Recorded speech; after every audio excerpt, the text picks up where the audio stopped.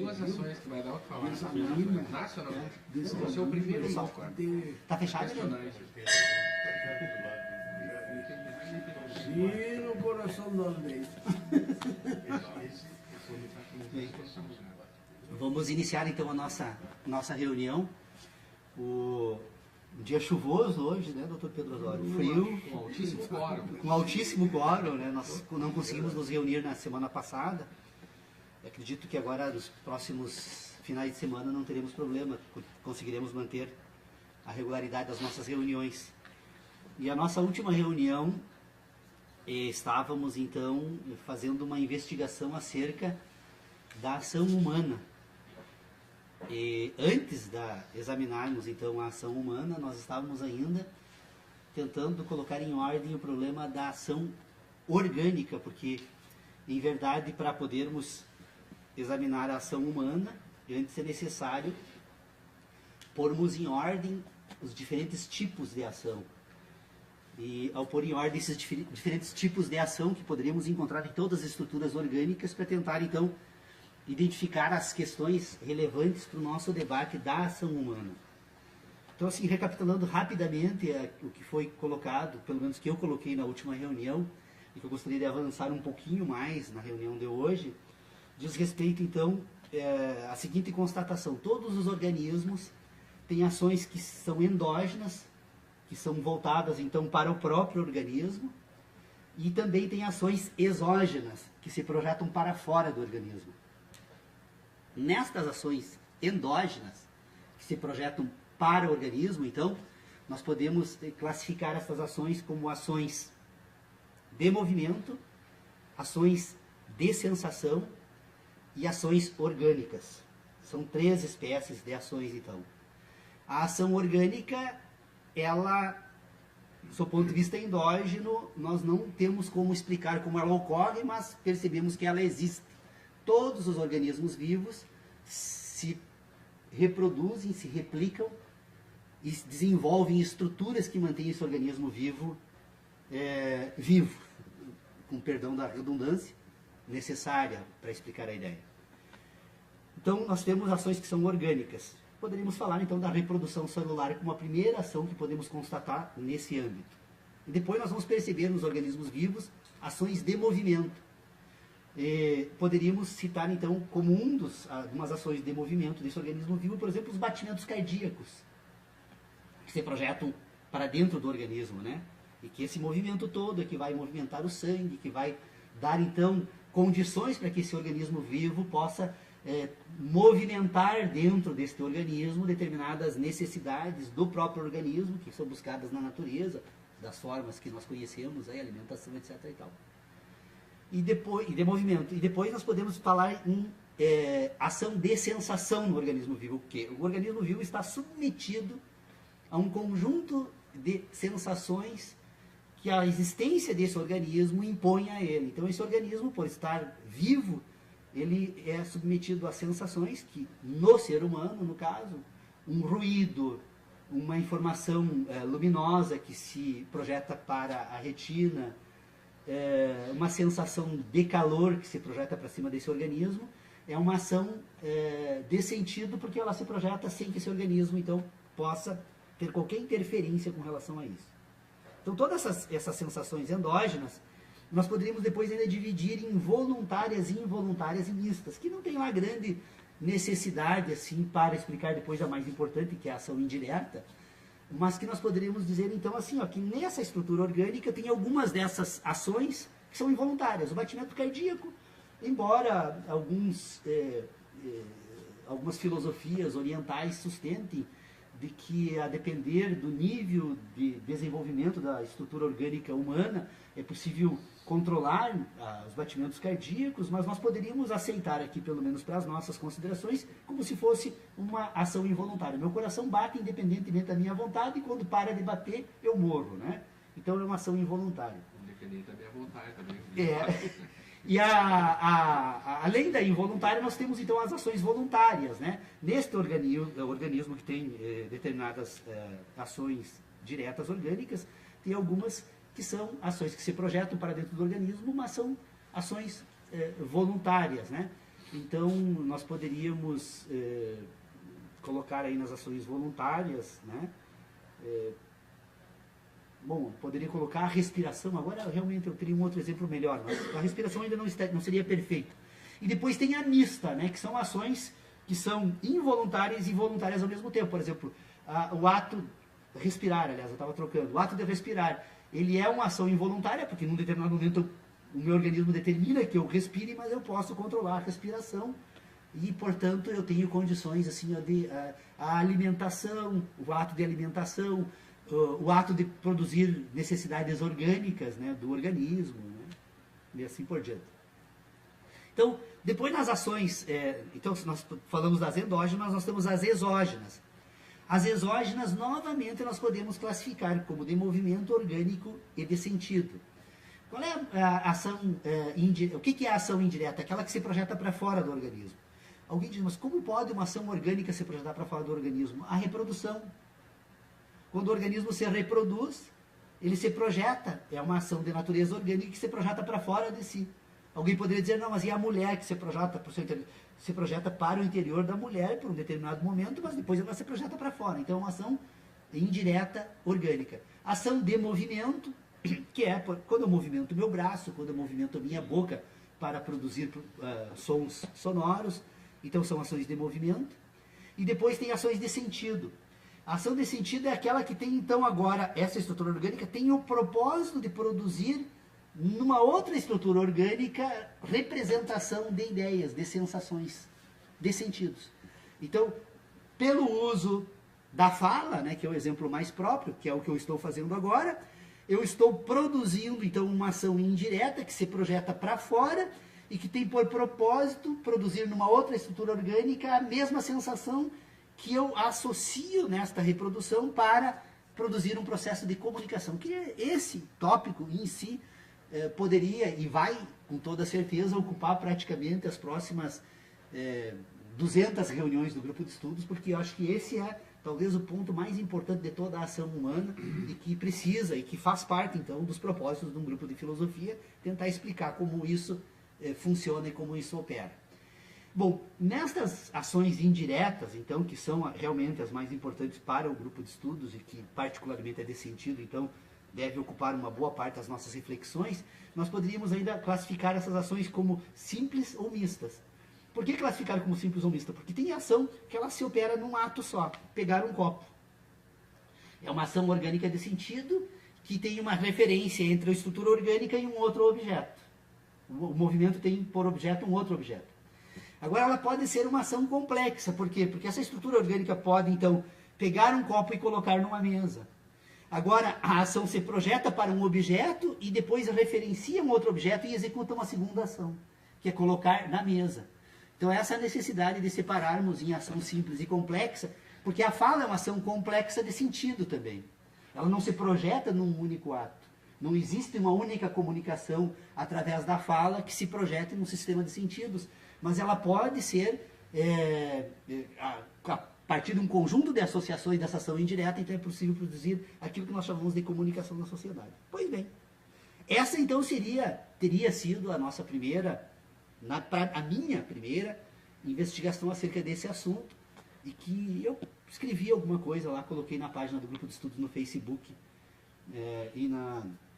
e tentei chamar algumas pessoas para o debate, e não consegui, sei lá, porque talvez precise explicar um pouco melhor as questões que estão colocadas ali. Pois bem, depois, no decorrer das semanas que se sucederam, então, essa primeira discussão que foi feita aqui, que eu apresentei nessa reunião, eu comecei, então, agora a tentar entender um pouquinho melhor a ação humana, não apenas sob o ponto de vista do organismo, mas agora também sob o ponto de vista dessas outras dimensões de inteligência que também me parece que nós já estamos há bastante tempo examinando aqui. Ora, se nós já chegamos a um acordo de que as estruturas orgânicas, ou a estrutura orgânica homem, que está sendo examinada aqui para tentarmos desvendar os processos que permitem ela ser o que é, essa estrutura orgânica, então, ela tem, pelo menos até então, nós examinamos duas dimensões de um sistema de inteligência. Nós percebemos que esta estrutura orgânica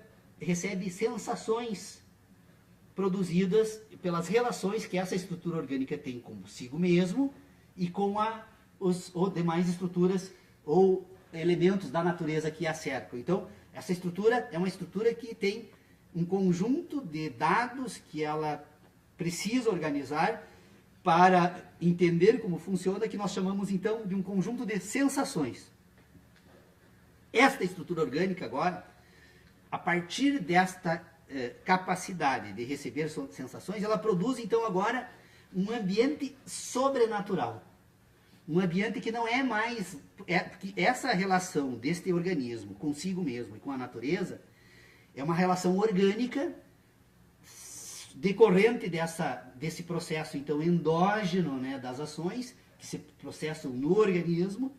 Este conjunto de sensações que produzem ações, eles, num determinado momento, esse organismo dotado de uma capacidade, então, que é de produzir agora um sistema que coordene as ações nestas estruturas endógenas de sensações, esse organismo vai produzir agora um ambiente sobrenatural, no sentido de estar acima da natureza orgânica, né? Não no sentido místico, que alguns poderiam imaginar que pudesse ter essa expressão, um sistema sobrenatural agora, que vai constituir agora um sistema de ideias sobre as sensações que são produzidas nessa estrutura orgânica das relações consigo mesmo e com os demais elementos da natureza. Esse ambiente sobrenatural, então, nós vamos denominar ele de ambiente moral. Nós temos um ambiente de moralidade, que é um ambiente de ideias, e que é composto, então, de um conjunto de certezas, de crenças. As ideias, então, elas se estabelecem a partir de um sistema de relacionamento, que produzem certezas, e as certezas, então, são reveladas pela capacidade matemática. Tem alguém tentando me ligar aqui, eu vou desabilitar esse sistema aqui, porque vai me incomodar muito. Não consegui. Inclusive, porque o senhor no início da reunião pediu para todo mundo desligar o celular. Não, eu deveria ter colocado no silêncio, no não perturbe. Não perturbe. Não Pronto. tem alguém na porta ali? Quem sabe? Pode Não? ser. Já vai abrir a porta. Já vai de novo. Abre a porta, eu vou me... Vamos lá, então. De novo. Esse sistema, então, de inteligência, que é constituído a partir de uma estrutura sobrenatural, que é de natureza moral, que então são puras ideias a respeito das sensações e de todo esse ambiente que constitui esse sistema de inteligência agora, que tem esse outro âmbito de análise, né? Ele vai, então, se relacionar com essa estrutura de sensações para fazer o quê? Para coordenar ações. A moral, então, é o sistema de ideias que põe em ordem o sistema de sensações, e esse sistema moral ele vai constituir, em última análise, então, aquilo que o homem denomina de mundo da natureza. Porque, vejam a importância de nós concordarmos com aquele ponto de partida que eu trago aqui para as reuniões do grupo de estudos, que diz o seguinte, que o universo é um processo em curso no espaço. Nós temos aquilo que nós tomamos por universo, então é um processo em curso no espaço. O universo é algo que ocorre no espaço. O mundo, agora, é o universo ordenado por sensações. Então o mundo, na verdade, é um âmbito de inteligência moral. Todo indivíduo que desenvolve a capacidade de pensar e que produz depois um sistema de ideias, este sistema de ideias que se constitui num ambiente moral, vai produzir no final aquilo que o indivíduo tem de mundo. O mundo do indivíduo é o mundo da moralidade do indivíduo. Ele passa então a se guiar por um mundo de ideias, que por sua vez é um mundo moral. Então, esse ambiente de ideias, que é um ambiente moral, que é um sistema então que põe em ordem aquilo que o indivíduo organiza do universo para constituir esse mundo, ele vai se relacionar então com a moral, as ideias, então, as certezas e as crenças, estão todas elas dentro de um único âmbito de inteligência. Moral, ideias, certezas e crenças. Nós podemos separar, então, agora mais, aditamos das discussões que já foram feitas nas reuniões anteriores aqui. Lembra que a necessidade que eu tenho dito desde o início, cada vez me convenço mais que eu estava certo, e de que realmente essa necessidade é fundamental para entender as ideias que a filosofia precisa pôr em ordem, nós separarmos ideia e conhecimento. Por quê? Vocês percebam, moral, ideias, certezas e crenças.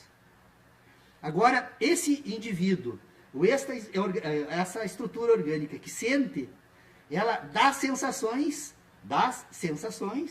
ela produz conhecimento e produz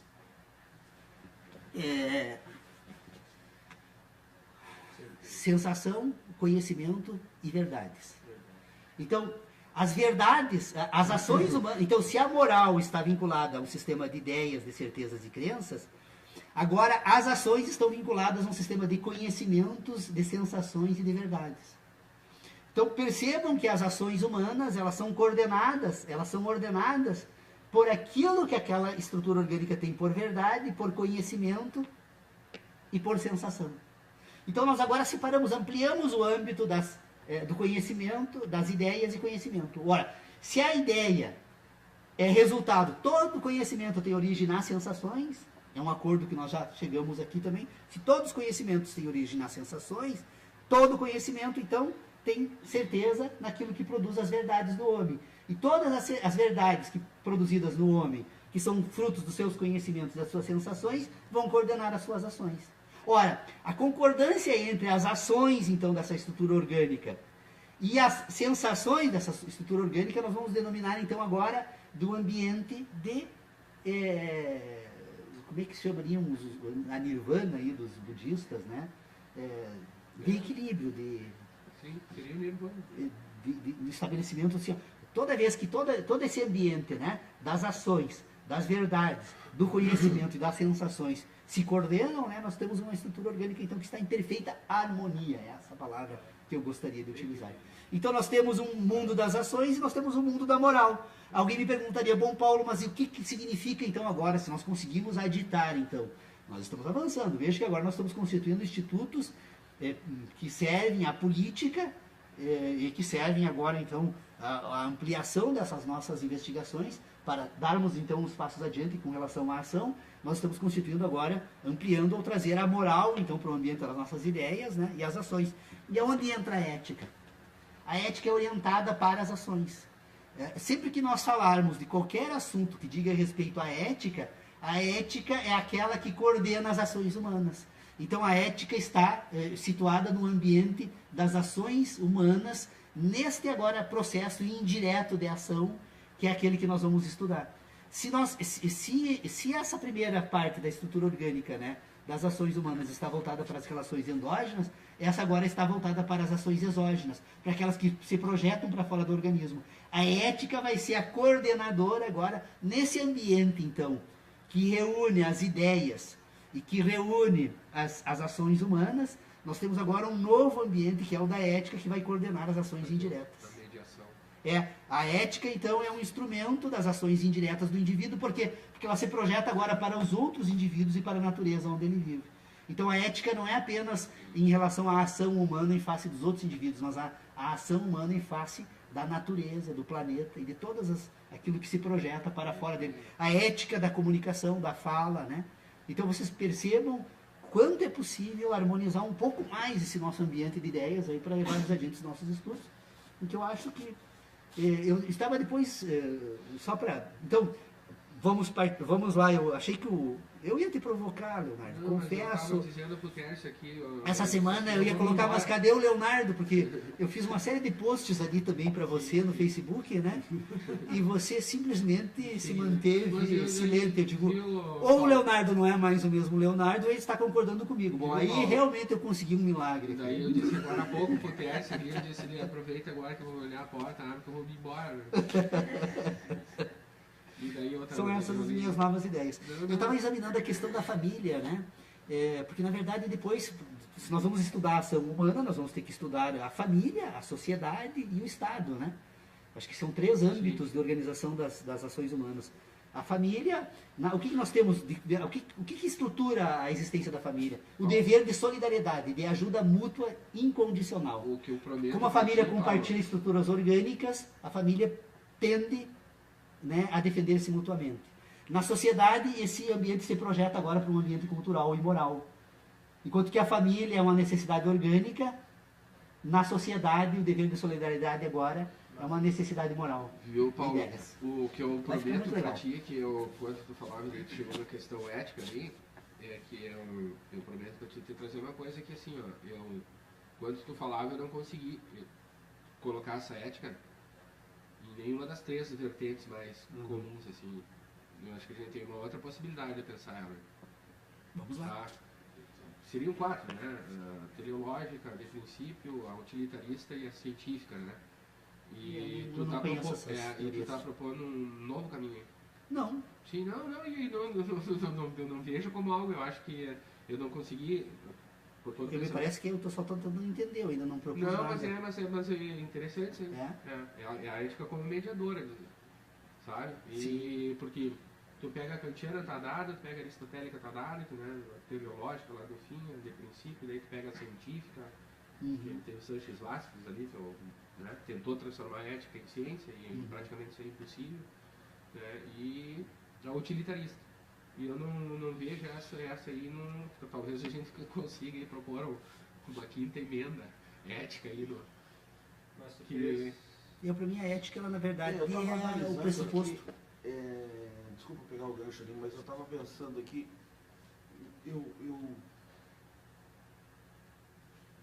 na verdade eu fiquei pensando e perdi um pouco o momento da intervenção, mas eu não queria cortar, mas nós não chegamos ainda, acho que nessa ética, e o Paulo ainda não chegou nessa ética, que é a ética que é a análise da ação a partir da definição de um Pressuposto. de um bem a ser atingido, né? Que todas essas criam uma finalidade assim única ou bem maior para ser atingido a partir da ação humana toda.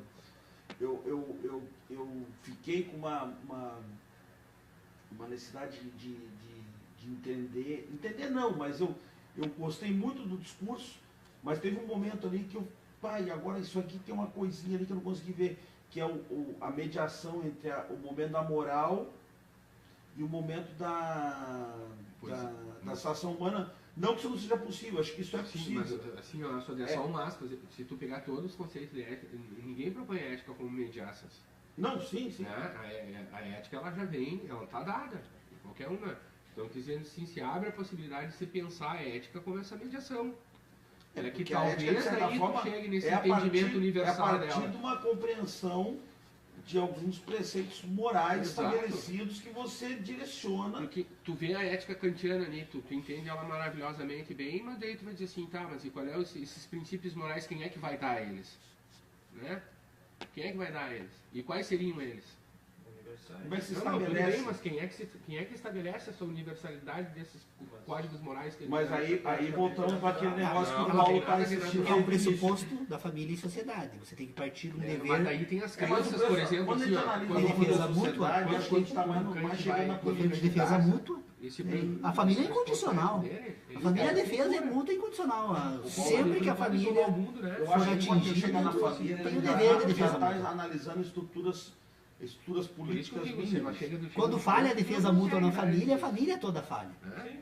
Isso é um pressuposto, né? Sabe a questão Enquanto estrutura de organização social, ela é a base. Depois a sociedade é um vínculo de natureza moral. Aí, ó, agora. o que no É estudo social. de São Paulo aqui, talvez não sei nem se fosse esse o fim, a possibilidade da cultura está presente ali. Nessa mediação que em Kant não está. Entendeu? Sim, ele determina tal código moral lá, tá assim, mas isso aí serve para o branco europeu civilizado. Foi lá para a África, foi para os turcos, os muçulmanos já já bateu na trave, já não serve. Por isso que eu volto a frisar a importância, por um lado, de todo esse debate que o Paulo tem construído aí, e a gente tem participado bastante também, da questão da orientação a partir das sensações. Porque se você orienta a ética a partir, no primeiro momento, do conhecimento estabelecido pelas sensações, do estabelecimento de um ambiente moral, a partir dessas percepções humanas e das necessidades orientadas por essas necessidades que vêm das sensações, você cria um ambiente moral que é compatível com uma futura ética individual ou coletiva. O problema é que o estabelecimento de padrões morais metafísicos que não tem a ver com a questão da natureza, com a questão da realidade sensorial das pessoas, partindo a partir de uma questão orientada pelas necessidades sensoriais, gera uma desconexão completa entre o mundo das ideias, o mundo moral, e o mundo do ser humano de fato, vamos dizer assim. Eu acho que a grande salto que me parece agora, eu estava pensando aqui agora, que o grande salto em toda essa discussão da orientação de um conhecimento e das sensações como a formatadora desse mundo moral, é que esse mundo moral, a partir do momento que ele for constituído, ele tem referência com o indivíduo, ele não é um mundo colocado de cima para baixo, dizendo assim, ó, esses são os padrões morais e a partir se direciona a partir disso. A moral é uma meta-ética, né? Porque, na verdade, qual é a função da moral? A função da moral agora é buscar equilíbrio com a ética. Ou seja, o indivíduo que tem um conjunto de ideias, agora ele precisa coordenar esse conjunto de ações a partir dessas ideias. Quando ele conseguir harmonizar as ideias com as ações, nós estamos, então, diante de um único sistema que coordena agora, que é uma meta-ética, que ele tem um derivado moral e um derivado natural, sensorial. O que acontece? As pessoas, é só usar um exemplo aqui, banal, absurdo, mas que serve para esclarecer de uma vez por todas o que eu estou tentando dizer. Uma quantidade de pessoas de bem, absolutamente de bem, e qualquer um de nós provavelmente poderia fazer o mesmo. Nós poderíamos estar aqui agora falando, por exemplo, a respeito da moralidade, das relações nossas, recíprocas e com o Estado, etc. e tal, e sairmos aqui fora e comprar um produto numa loja e não pedir uma nota fiscal. Exatamente. O quê? Nós temos um tipo de ideias que serve assim, para justificar as nossas ações, mas quando nós executamos as nossas ações, nós não guiamos por elas. E a sociedade, toda a sociedade dita civilizada, ela tem um sistema de ideias para compartilhar mutuamente e outro que orienta a sua ação. Então, a ética ela é ordenada por uma moral, mas o problema é que nós temos uma moral coletiva e uma moral individual. E a grande tarefa da filosofia e da sociedade e do processo civilizatório agora é trazer as duas para um único âmbito. O negócio é o seguinte, o ato de tu pedir a nota fiscal, tu está agindo eticamente. Claro que sim, porque se você vive numa sociedade, isso vive numa sociedade em que todos pagam impostos na proporcionalidade de que cada um paga, quando um sonega, tu prejudica todo o corpo social. Paulo, eu fui numa loja. Falta o quê? Falta ética. Eu fui numa loja, não vou citar o nome da loja aqui, quando eu pedi a nota fiscal, causou um susto no ambiente do... É porque nós temos um ambiente moral e um ambiente ético e falta uma meta ética que coordene tudo isso, né? Que seja um sistema de unificação, de harmonização. Não sei se meta ética é sério, eu produzi agora essa palavra para tentar explicar. Se não me falha a memória, situava a ética como na sensação, no conhecimento, na verdade, e a ética ela está junto com as ações. A ética coordena a ação. Como a ética seria individual e tu situava a moral com a crença coletiva.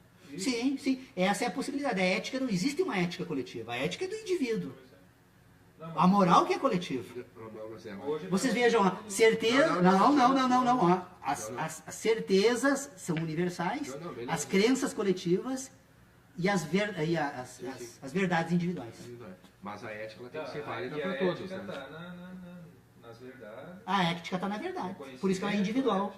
A ética, verdade, sensação e ação são todas elas do mesmo padrão. Moral, ideia, certeza e crença faz parte do... Então eu tenho um sistema de ideias e um de conhecimento. A ética está no âmbito do conhecimento. A moral está no âmbito das ideias. Então a ética coordena ações. A ética é um pressuposto de coordenação das ações. Mas pode ter uma ética grupal. Não, a ética para mim agora isso faz sentido. Há uma ética. Aí faz sentido. Mas aí é um processo. processo... Ela tem que ser válida e aceita para todos. Né? Ela tem que ser pressuposto da certeza. Uma não da quadrilha, verdade. uma quadrilha de bandidos tem uma ética. Não, tem uma moral. Tem uma ética. Tem uma moral. Tem uma ética Ela entre cria eles. um Eles não código, têm né? moral Um código. nenhuma. Ele cria um código. Porque eles máfia- violam com os processos. A máfia cria código. Não, eles têm uma ética. moral próprio Eu e acho- uma ética O de código moral conformidade é com uma o código ética. Mas é moral. que a ética não pode ter uma ética pra mim e outra pra ti. Ou ela é Não, válida pra todos. não, a ética é o que coordena ações. Quando um grupo se associa para uma prática criminosa e coordena ações, tem uma ética criminosa. Tu tá justamente invertendo. Mas é criminosa. Sim, não, né? Nesse sentido, a minha versão, não. A ética ela tem que ser válida e aceita para todos. Ela não pode ser um código moral. Doutor Pedro Osório, agora aqui, ó. Um ingredientezinho que ajuda a complicar isso. Ainda mais. Realmente. Mas, nesse auxílio ao envenenamento Pode ser o da código vacina, pra mim, não é pra ti. não podemos deixar de lado onde é que está embutido a sensação e o temor do risco, ou benefício, ou inconveniência, essa avaliação Política.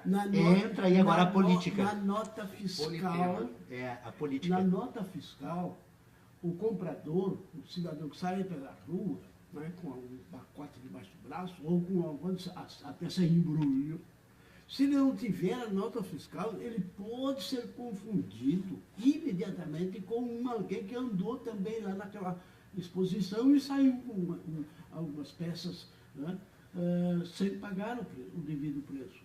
Houve ali um comportamento delitoso, inclusive. E se ele sabe avaliar esse risco, ele interessa-se pela nota. É um modo dele dizer, não, eu tenho comprovante legítimo de que... Mas entra o direito, que é produto da política. Entrou, não tem mais, que ingressou o equivalente na negociação referente a este produto, porque eu tenho a nota. Normalmente na nota não aparece o nome de quem é o portador da coisa que não tem uma placa. Ela não leva, não transformada, não é? Embora investigando possa descobrir dando a qualquer fabricante, a quem ele forneceu, a quem ele vendeu, não é? Aquele produto. Então, esse custo-benefício para o homem previdente, precavido, caracteriza um tipo de evolução da sociedade. Sim. Porque se eu não exijo também a nota, eu estou dando margem a que o produto resulte lá nas prateleiras sem origem. Mas você não vendeu, cadê as notas? E essa mercadoria toda aqui. Então, onde é que você comprou Mas isso? o que coordena isso é um Então, sistema coloco ético. a sociedade sob o risco desse equívoco, dessa inconveniência, de ser abordado pela Rússia. Olha, agora já é o comerciante que deve ter o interesse de fornecer a nota, sob o ponto de vista de uma quebra ética com a sociedade organizada, que é o seu país, o seu Estado, a sua nação politicamente organizada. Então, custo-benefício, aí entra um homem animal. Também Sim, disso. atendendo interesses. Eu não ponho muito buscando fogo. realizar interesses. Não é? Diz, não, mas não tem mais, eu não quero saber disso. Não me convém. Então, esse toque aí, que por esse viés pode-se chegar às normas jurídicas. As normas jurídicas que devem ser estabelecidas no pressuposto de que a conduta de todo e qualquer cidadão possa ser, de alguma maneira, mais eficiente ou não, mais eloquente ou não, comprovada. Essa ameaça que é o poder da lei, tão só pela sua existência, né? E que, quando ela consegue entrar em processos civilizatórios e comprovar o seu trabalho, Eu não sei se isso tem doutor, alguma validade, mas me parece que nós devemos regidos nessas coisas. Sim, doutor Pedro Osório, mas aqui, acho que assim, ó, aí na verdade agora nós teríamos que voltar para a questão das instituições. Né? Como eu disse, nós temos a família, nós temos a sociedade, nós temos o Estado. São determinados momentos de constituição de um sistema que envolve todos esses pressupostos, tanto os éticos quanto os morais. Nós vamos desenvolvendo. Mas o que nós podemos perceber, então, que sempre que nós examinarmos qualquer tema que diga respeito à teoria do conhecimento e à própria filosofia, é necessário sempre buscar essas duas dimensões. Não existe como separar uma dimensão da outra. Nós temos uma dimensão que é orgânica e nós temos uma dimensão que é cultural. A dimensão orgânica e a cultural, agora, elas se projetam para as instituições. Se projetam para a família, se projetam para a sociedade e se projetam para o Estado. Porque o que é o Estado? O Estado é um momento evoluído do processo de constituição de uma moralidade que permite agora a busca de mecanismos comuns para assegurar, então, a sobrevivência orgânica daqueles indivíduos que participam dessas estruturas. Por isso que sempre dividimos em Estado nacional. A ideia de nacionalidade, ela nasce de uma ideia de territorialidade. A territorialidade que vincula, então, esses processos de constituição dos organismos de natureza política que buscam, então, agora conter a ambição do indivíduo. Porque a política, qual é a função da política? A função da política não tem nenhuma outra. A função da política é dominar o outro. A política tem por finalidade de dominar o outro. Agora, o problema é como se organiza, então, essa atividade política. O Estado surge exatamente como uma instituição política de dominação. O Estado busca fazer o quê? Constituir mecanismos de dominação de todos os indivíduos por todos os indivíduos, né? Esse é o pressuposto e, portanto, limitar essa... Que a política significa esse processo de dominação como ela está hoje. Como sempre foi, como ela é. Eu já acho que a política teria que servir para libertar o homem, não para aprisionar ele, né?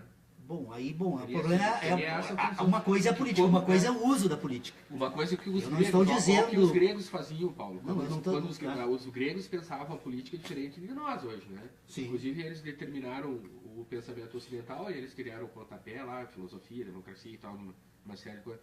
Mas a política não ia discutir questões como, será que devemos colocar um poste de luz aqui e ali?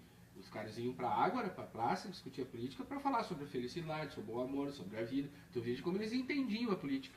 O conceito de política lá no grego, se tu pegar epistemologicamente o conceito da política, ele não vai discutir questões como saúde, ele vai discutir o homem. Né?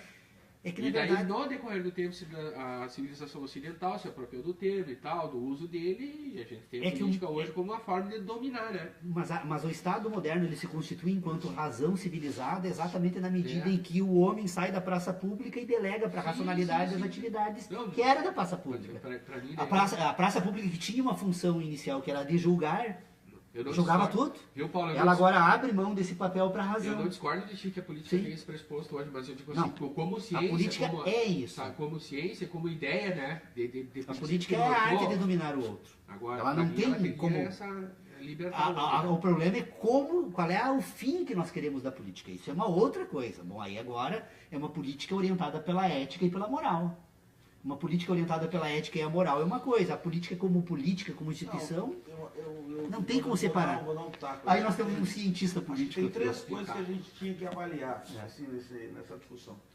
Tu sabe que Pitaco era um filósofo, né? Que vivia dando pitaco.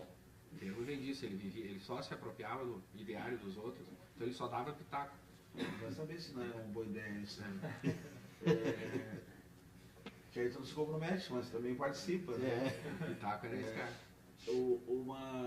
Acho que tem três coisas que eu estava pensando aqui, ouvindo falar, que eu acho que tinha que abordar. Primeiro, a gente não pode se afastar um pouco do cotejo, pelo menos, né? Não que a gente tenha que abraçar as ideias, mas a gente tem que cotejar com a ideia da ética tradicional, né? Que a ética tradicional é o estabelecimento o tal do ethos, eu estava dizendo, daquela ideia que universaliza e que explica a universalidade das buscas humanas, das condutas humanas a partir de determinados pressupostos. Todos eles visam explicar de um jeito. O homem age no fundo para se busca o tal do bem supremo, ou sumo bem, ou o bem mais importante da vida, uma coisa mais importante da vida. E isso orientar a ética que vai orientar a política depois, porque a política vai ser a busca dessa coordenação ética dessas coisas.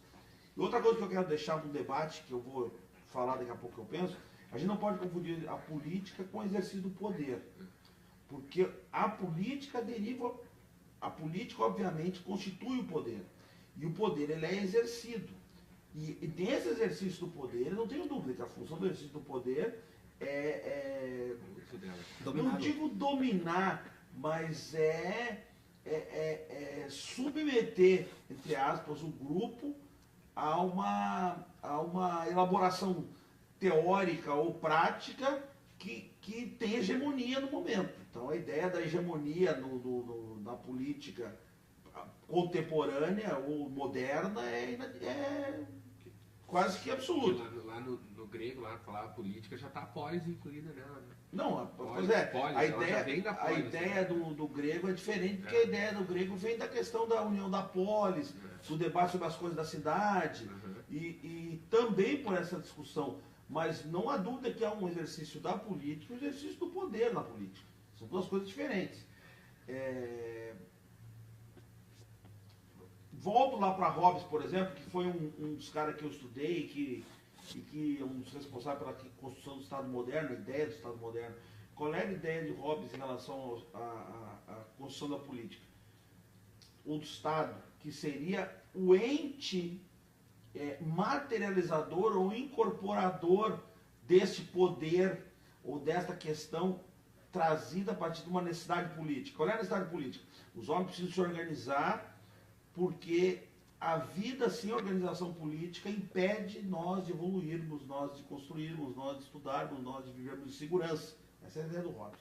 Depois o Locke e aí nós construímos o Estado. O Locke vem depois e diz, não, o Estado não é para isso. O Estado é para garantir a propriedade privada. Tanto que os liberais têm uma paixão por John Locke, por quê? Porque o John Locke foi o primeiro filósofo a instituir a ideia da propriedade privada como essência da existência do Estado.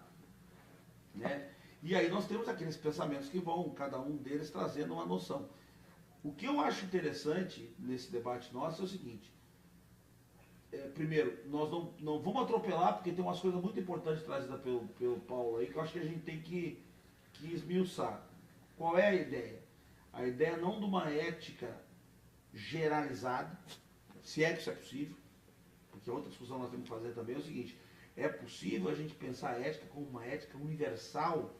Não, esse é o desafio, não é que não seja possível é pensar, o desafio é chegar a ela. Né? Não, se é que é possível chegar, é isso que eu estou dizendo. O dia que houver harmonia entre a moral e a ética, sim. Pois é, mas é possível isso? Esse é o grande desafio, né? Até hoje. Da mesma dimensão da certeza para a ética. Eu até acho que alguns até se aproximaram. Não é possível. Eu acho. A ética, é um exercício. Eu acho que a única ética possível, eu acho que a única ética universal possível, do meu ponto de vista, de todas que eu já li aí um pouco, eu acho que a ideomonista é a única mais ou menos possível. Que o homem, aquela ideia de que o homem age, constitui as estruturas todas, porque no fundo ele busca a felicidade. Tá? Isso é muito metafísico, mas no fundo é a orientação das ações de todas as pessoas. Essa é a ética aristotélica. Que é aristotélica. Mas aí o problema do Aristóteles é que ele vai dizer o quê? Que para chegar a essa ética ele precisa da política, senão ele... Não, aí ele vai dizer que para chegar nessa ética demonista aí, que o homem só chega lá exercendo a virtude. Né? E a virtude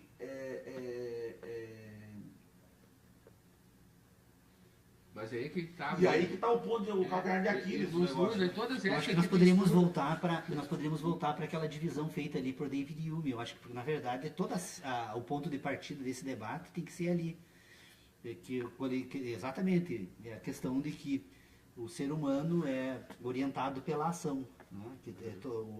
O ser humano é orientado só fazer um parênteses. É voltado, aliás, para a ação. Em cima do que o Soderas aí. Orientado pelo gosto e o sentimento, segundo ele. Tudo isso que tu colocou, tem a questão dos pressupostos morais que vão ditar essa ética. E não, mas aí que tá. Problema. O hedonismo, na verdade, o que é? Ele se orienta pelo gosto e sentimento. É uma busca da felicidade. A felicidade é algo que está vinculado ao gosto e o sentimento. Na medida em que eu conseguir harmonizar o gosto e o sentimento com as minhas ações, eu tenho uma ética hedonista e, portanto, a partir de agora eu tenho algo para me orientar no mundo da natureza.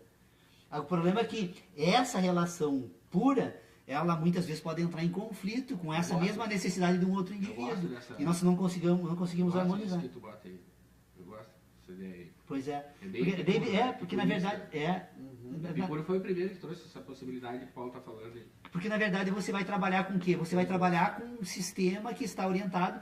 Por que olha, tu não imagina, Fernando, o quanto eu sou grato assim, ó, por você ter me provocado a pegar David Hume, porque embora tendo sido citado nos prolegômenos a toda a metafísica futura, que possa se apresentar como ciência de Kant ali. Eu me magoado com isso aí, porque eu dizia assim, vocês ficam falando em Kant, aí já... Não, você falava em David Hume, ele me falou nas ideias de David Hume, tem uma grande diferença. E ao me falar das ideias de David Hume, ele me provocou a ler David Hume. Que ele, Paulo, um dia eu me lembro, telefonou para mim, Paulo, olha que eu estou lendo aqui, olha o que eu encontrei em David Hume. E aí sim, eu peguei o livro e fui ler também. Então, nesse sentido, eu não estou dizendo que não seja sido diferente. Mas o David Hume, ele coloca assim de uma forma tão clara, é tão importante para a organização das minhas ideias esse momento, porque para mim ele está claro. O David Hume diz o seguinte, olha, o homem é voltado para a ação. E a ação humana é coordenada então pelo gosto e pelo sentimento. E quando o homem é coordenado pelo gosto e sentimento, então o objetivo desse sistema agora, que segundo ele chamava ciência da natureza humana, o sistema moral, né? O objetivo desse sistema moral, dessa ciência da natureza humana agora, então, é a busca da virtude. O combate ao vício e a busca da virtude. Então, são os polos atrativos desse sistema Isso que é vai... aristotélico, total. E aí depois ele diz, mas tem um outro, né? Ele dizia que isso foi em 1748, quando ele escreveu Investigações acerca do entendimento humano, ó, ele diz assim, mas tem um outro sistema também que diz que o homem agora, a função da ciência da natureza humana, ou da moral, né, é buscar formar um entendimento humano. Eles aí, nesse sistema, né, a função agora é simplesmente formar um entendimento humano, ao invés de buscar a educação. Ou seja, ao invés desse sistema buscar educar a ação humana, ela busca formar um entendimento. Então você veja que o que o Kant faz?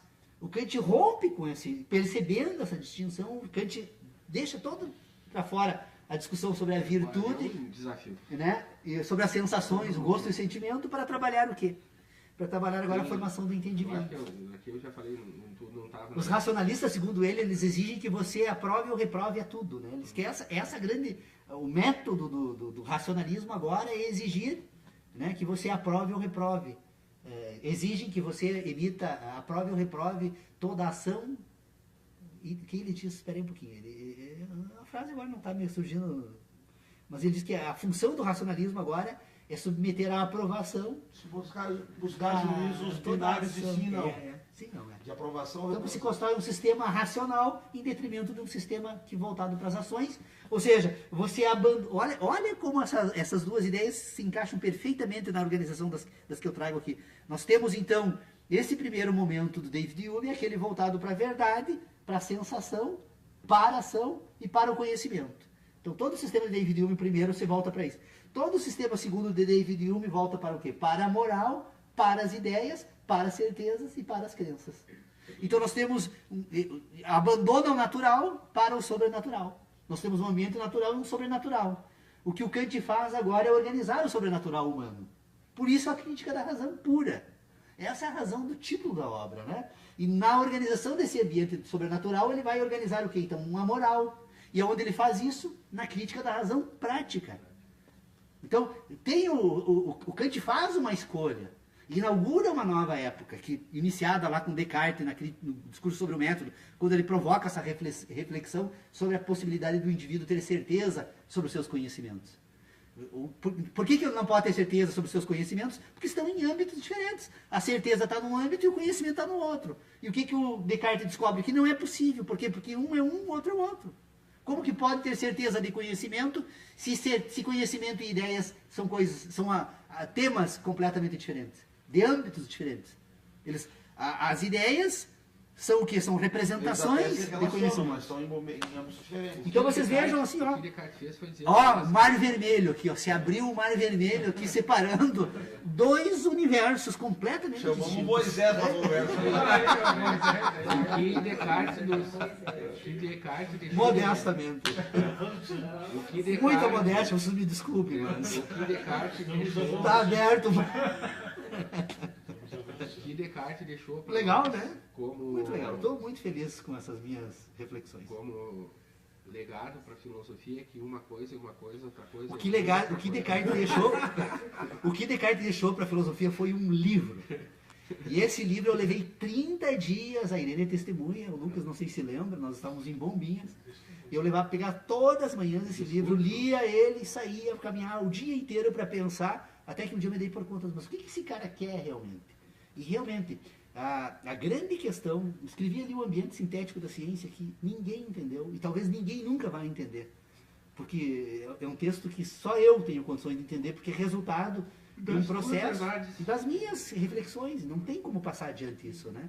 Mas é uma provocação interessante. Entender o ambiente sintético da ciência é entender o propósito que Descartes levanta. Ou seja, essa separação. Nós temos o ambiente da análise e da síntese. Tem o ambiente das sensações e o das ideias. O ambiente sintético é das ideias.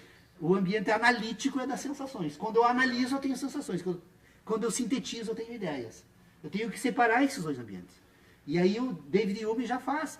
Aquela primeira parte que o David Hume demonstra ali é o ambiente da análise, das sensações, dos conhecimentos, das verdades, das ações e da ética, que estão todos juntos organizados no âmbito. Depois, o outro ambiente da síntese é o das ideias, das verdades, das certezas, das crenças, da moral, do sobrenatural. Eu não falo que nem o Sodré falou pra ti e tal, da ideia do Hume, tá? Mas agora eu vou dizer assim, ó, leia o Spinoza. Sim, Spinoza. Eu tenho certeza que gostaria de ler Spinoza. Eu não um dia leio. Um dia Leia o farei. Spinoza. Dos elementos de Euclides. E Spinoza é um Com cara dos que elementos tá de Euclides presente lá, com uma praticamente tarefa quase agora, todas as né? discussões que a gente faz aqui, tu tem uma vertente. Não, e Spinoza Ele- tem uma discussão muito interessante também, que eu já li um trabalho, não li Spinoza, mas li um trabalho sobre Spinoza, que é importante a discussão do direito natural, Spinoza. né? Não, tem várias. Ele é fantástico. Né? Pois é, direito natural, esse é um outro tema, né? Esse é outro tema Viu, interessante. Sodré, naquela história que tu colocou ali sobre a questão da ética, do TB, pra mim ela tem que buscar essa universalidade, é um desespero, né? Porque tu Pois chega- é, eu me questiono assim. O problema da universalidade da ética se é impossível, porque elas são... Se é possível Não, a gente tentar universalizar a mas ética. tudo bem, é isso que eu quero dizer assim, ó, Sodré. Se é possível, eu não sei. Posso dar um Agora, pitaco? que ela pretenda... ela- Posso dar um pitaco? Claro, claro. A certeza, a certeza é universal. A certeza é universal. A certeza está junto com as crenças. Ela é uma parte separada, mas está junto com as crenças. A ética está junto com os conhecimentos. É impossível reunir os dois.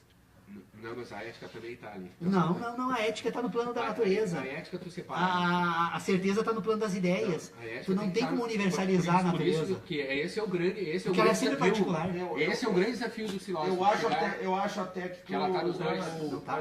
Mas eu acho que a ética está nos dois Nos mundos. dois mundos. Mas dizer Esse é o que- grande E você desafio. estava dizendo isso, e você estava dizendo isso bem antes, Paulo. Não, Não, tu disse que é uma ética. não disse. Tu disse que a ética é mediadora entre o mundo da moral e o mundo da ação. É uma mediador, porque a Então ética... ele perspassa os dois mundos. Mas é- E eu acho que a gente ganha E é com isso. essa é a contribuição que tu trouxe. Eu acho que essa é a assim, grande ó, contribuição. É isso aí, ó. porque- A ética, ela tem que se... Quer ver uma coisa aqui, ó? Quer ver uma coisa? Tem uma brincadeira. Coordenador.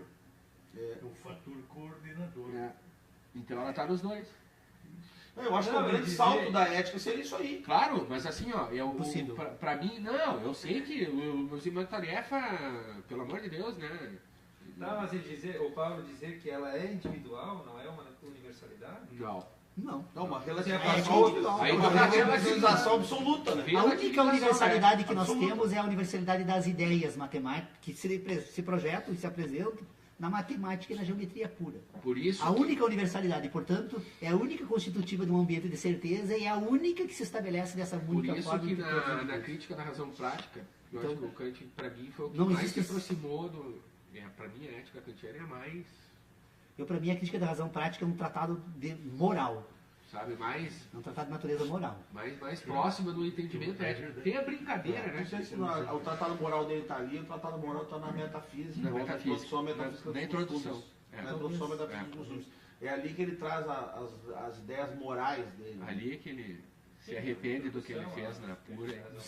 Vocês vão. Eu vou fazer uma confissão, eu sou muito inconfidente. Ali às que o vezes eu faço Kant, ali que o confissões Kant que não mostra o quanto ele é. Mas eu vou dizer uma coisa pra vocês, por favor, quem tem a crítica da razão prática, por favor, me mostre, me traga. Eu nunca vi esse livro na minha frente. tenho. E olha, Eu eu tenho. quero ler ele. Eu nunca, É bonito. nunca li a crítica da razão Eu prática, eu não tenho, tenho a menor ideia, tenho. inclusive, de Montes como é o de título. comprar. Nunca. E agora chegou a hora de dar uma lida. Eu É preciso ler. bonito, cara.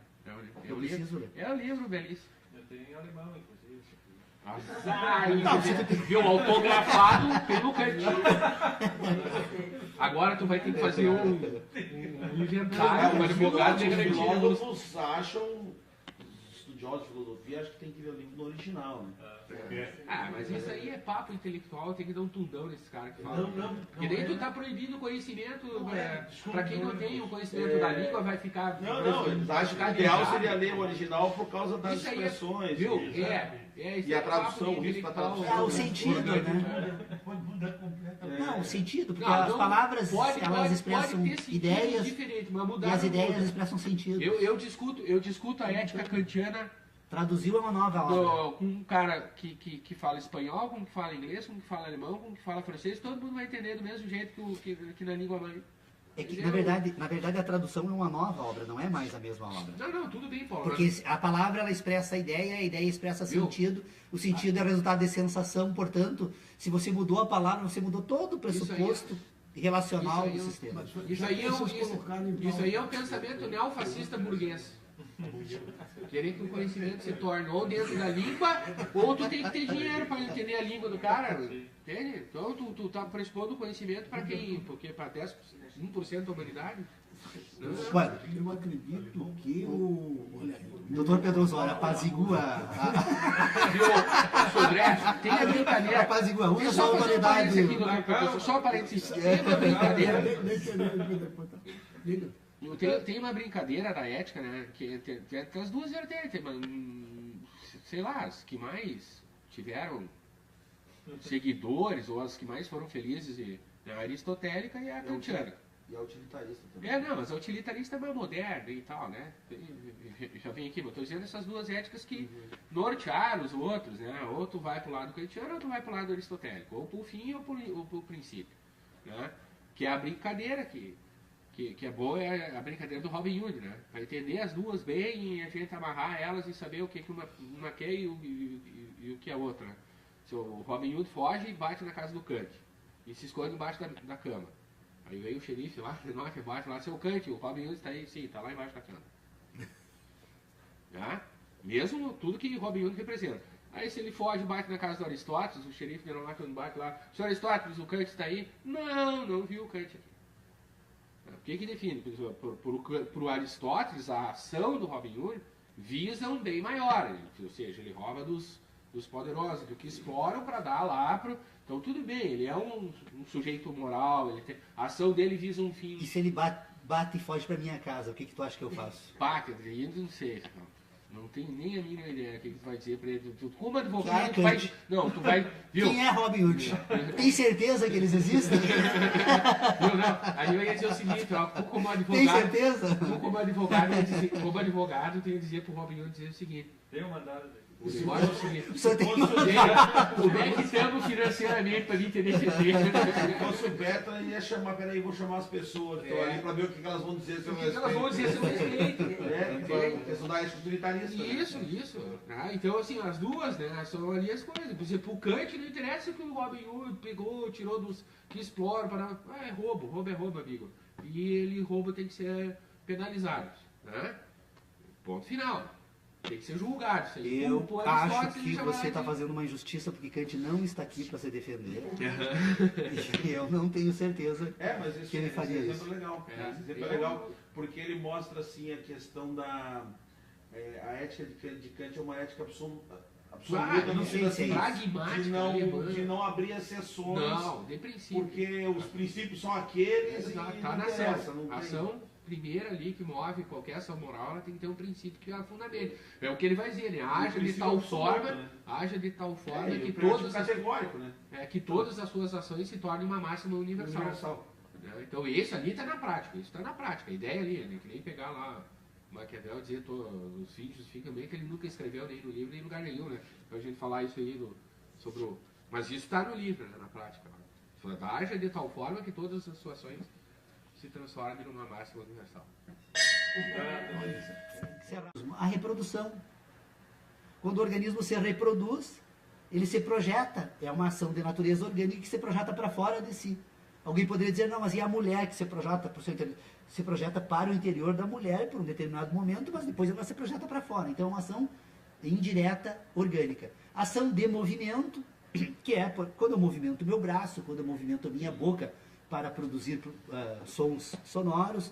Então são ações de movimento. E depois tem ações de sentido. A ação de sentido é aquela que tem, então, agora, essa estrutura orgânica tem o propósito de produzir, numa outra estrutura orgânica, representação de ideias, de sensações, de sentidos. Então, pelo uso da fala, né, que é o exemplo mais próprio, que é o que eu estou fazendo agora, eu estou produzindo, então, uma ação indireta que se projeta para fora e que tem por propósito produzir numa outra estrutura orgânica a mesma sensação que eu associo nesta reprodução para produzir um processo de comunicação, que esse tópico em si poderia e vai, com toda certeza, ocupar praticamente as próximas 200 reuniões do grupo de estudos, porque eu acho que esse é talvez o ponto mais importante de toda a ação humana e que precisa e que faz parte, então, dos propósitos de um grupo de filosofia, tentar explicar como isso funciona e como isso opera. Bom, nestas ações indiretas, então, que são realmente as mais importantes para o grupo de estudos e que particularmente é de sentido, então, deve ocupar uma boa parte das nossas reflexões, nós poderíamos ainda classificar essas ações como simples ou mistas. Por que classificar como simples ou mista? Porque tem ação que ela se opera num ato só, pegar um copo. É uma ação orgânica de sentido que tem uma referência entre a estrutura orgânica e um outro objeto. O movimento tem por objeto um outro objeto. Agora, ela pode ser uma ação complexa. Por quê? Porque essa estrutura orgânica pode, então, pegar um... São 3 espécies de ações, então. A ação orgânica, ela, do seu ponto de vista endógeno, nós não temos como explicar como ela ocorre, mas percebemos que ela existe. Todos os organismos vivos se reproduzem, se replicam e desenvolvem estruturas que mantêm esse organismo vivo, vivo. Com perdão da redundância, necessária para explicar a ideia. Então, nós temos ações que são orgânicas. Poderíamos falar, então, da reprodução celular como a primeira ação que podemos constatar nesse âmbito. E depois nós vamos perceber nos organismos vivos ações de movimento. Poderíamos citar, então, como umas ações de movimento desse organismo vivo, por exemplo, os batimentos cardíacos, que se projetam para dentro do organismo, né? E que esse movimento todo é que vai movimentar o sangue, que vai dar, então, condições para que esse organismo vivo possa movimentar dentro deste organismo determinadas necessidades do próprio organismo, que são buscadas na natureza, das formas que nós conhecemos, alimentação, etc. e tal. E de movimento. E depois nós podemos falar em ação de sensação no organismo vivo, porque o organismo vivo está submetido a um conjunto de sensações que a existência desse organismo impõe a ele. Então, esse organismo, por estar vivo, ele é submetido a sensações que, no ser humano, no caso, um ruído, uma informação luminosa que se projeta para a retina, uma sensação de calor que se projeta para cima desse organismo, é uma ação de sentido, porque ela se projeta sem que esse organismo, então, possa ter qualquer interferência com relação a isso. Então, todas essas sensações endógenas, nós poderíamos depois ainda dividir em voluntárias, involuntárias e mistas, que não tem uma grande necessidade, assim, para... As 2 ações que vai dar o que falar, nacionalmente, vão ser o primeiro e o quarto. Está fechado? Sim, no coração da lei. Vamos iniciar, então, a nossa reunião. Um dia chuvoso hoje, né, doutor Pedro Osório? Frio. Com altíssimo quórum. Com altíssimo quórum, né? Nós não conseguimos nos reunir na semana passada. Acredito que agora, nos próximos finais de semana, não teremos problema. Conseguiremos manter a regularidade das nossas reuniões. E a nossa última reunião, estávamos então fazendo uma investigação acerca da ação humana. E antes de examinarmos então a ação humana, nós estávamos ainda tentando colocar em ordem o problema da ação orgânica, porque em verdade, para podermos examinar a ação humana, antes é necessário pormos em ordem os diferentes tipos de ação. E ao pôr em ordem esses diferentes tipos de ação que poderíamos encontrar em todas as estruturas orgânicas, para tentar então identificar as questões relevantes para o nosso debate da ação humana. Então, assim, recapitulando rapidamente o que foi colocado, pelo menos que eu coloquei na última reunião, e que eu gostaria de avançar um pouquinho mais na reunião de hoje, diz respeito, então, à seguinte constatação: todos os organismos têm ações que são endógenas, que são voltadas, então, para o próprio organismo, e também tem ações exógenas, que se projetam para fora do organismo. Nestas ações endógenas, que se projetam para o organismo, então, nós podemos classificar essas ações como ações de movimento, ações de sensação e ações orgânicas. Para explicar depois a mais importante, que é a ação indireta, mas que nós poderíamos dizer, então, assim, ó, que nessa estrutura orgânica tem algumas dessas ações que são involuntárias. O batimento cardíaco, embora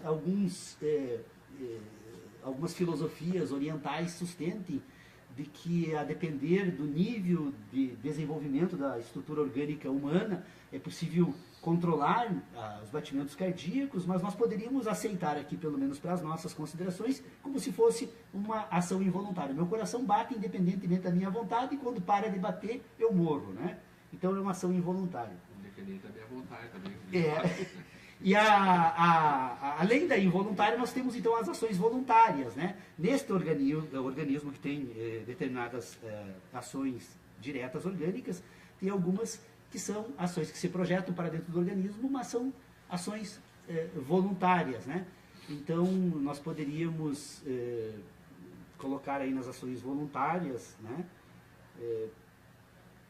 Bom, poderia colocar a respiração. Agora, realmente, eu teria um outro exemplo melhor, mas a respiração ainda não seria perfeita.